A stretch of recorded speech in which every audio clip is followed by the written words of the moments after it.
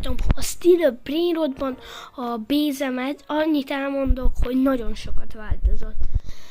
Itt alul van egy 8 milliós Grypus medusi, ez azért kell a Revert-höz. Menjünk tovább, egy Los Cucaracha, egy Rainbow Taco 15 milliót termel simán. A harmadik Brainrot, nem is tudom miért van itt, egy Los 25, ami 10 milliót termel, már nem annyira éri meg. Jöjjünk fel a második emeletünkre, itt egy Guezdillo Crocodilo, ez nyelvtörő, ami 18 milliót termel másodpercenként. Ha jövünk tovább, akkor egy Burrito Bandito 23 milliós gold,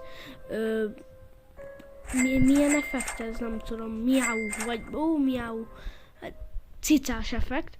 Egy Pot Hotspot, ami 20 milliót termel, 2 darab effekte, azt hittem, nyitok belőle valami sokkal jobban. Egy Cupid Hotspot,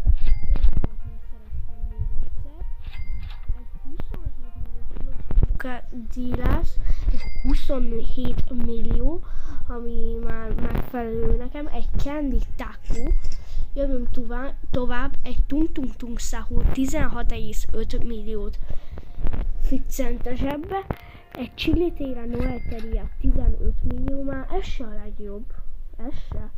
Egy Yin Yang Burrito Bandito, ez volt az első legjobb Brainrotom, ez.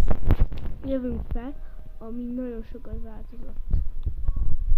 Először látunk egy Bekuru and Egrót 360 milliót ficcent a zsebbe, egy La Secret kombit, amit én nyitottam. Ezt trédeltem. Ezt én nyitottam, a La Secret kombit. 0,5%-a. Jövünk tovább, egy Chinino 126 milliót ficcent, ez is a zsebünkbe. Egy Spinny Hemi Cursed effekte, Curse-zel, egy tüzes effekte, egy radioaktív, Los Chigliteras 94 millió.